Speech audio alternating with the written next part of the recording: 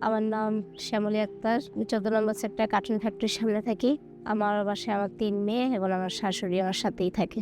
আমি বাসায় কাজ করি, এটাই আমার একটা কর্ম আরকি। আমি ছাড়া কেউ কাজ করে না। শাশুড়ি মানে বয়স্ক হিসেবে যদি পারে তাহলে করে, না হলে না। আমার স্বামী আমার সাথে থাকে না। সে একটা বিয়ে করছে, একটা ফ্যামিলি আছে। উনি ওনাকে নিয়েই থাকে। মাঝে, মাঝে বাচ্চাদের এমনি দেখার জন্য আসেন। আমার যে ইনকাম, যেটা কাজ করি, এই টাকা দিয়ে বাচ্চাদের যে খরচ বা আমার খাওয়া, এগুলা দিয়ে অনেক কষ্ট হয়ে যায়। আবার আমার সাথে শাশুড়িও থাকে, তাকেও দেখতে হয়।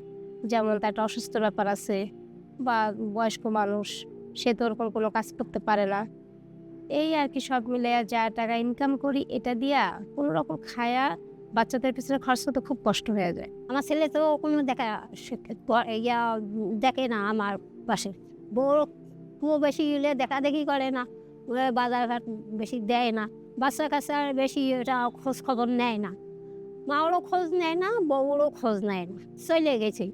এখন ফোন-টোন করলে যদি কথাবার্তা একটু ২-১ টা বলে আর না বলে। আমরা আমার ছেলের বউ, আমার নাতিন ৩ জন, আমরা এই শাশুড়ি বই। কষ্ট হয়, কারণ কি করব? কষ্ট হলেও তো থাকা লাগবে। আমরা আর্থিকভাবে খুবই কষ্টে আছি। আমার মা একা আমাদের লেখাপড়ার খরচ চালাতে পারে না এবং আমাদেরকে অনেকদিন না খেয়েও থাকতে হয়। আমার আম্মুর পক্ষে একা আমাদের লেখাপড়ার খরচ চালানো আর সংসার চালানো কষ্টকর হয়ে ওঠে। সে মাঝে মধ্যে অসুস্থ হয়ে যায়। মায়ের কষ্ট দেখলে আমাদের অনেক কষ্ট লাগে। মন চাইলেও আমরা মায়ের জন্য কিছু করতে পারছি না। সে একাই সংসার চালায়। সে একাই সব কষ্ট সহ্য করে আমাদেরকে মানুষ করছে। আমার আরো ২ টা বোন আছে, তাদের খরচ চালাতে আমার আম্মুর অনেক কষ্ট হয়। আমার আম্মুর একার বেতন দিয়ে আমাদের সংসার চলে না। এরপরে দেখা গেছে যে প্রতি বছরে একটা রোজা আসে, অর্থাৎ ঈদ আসে।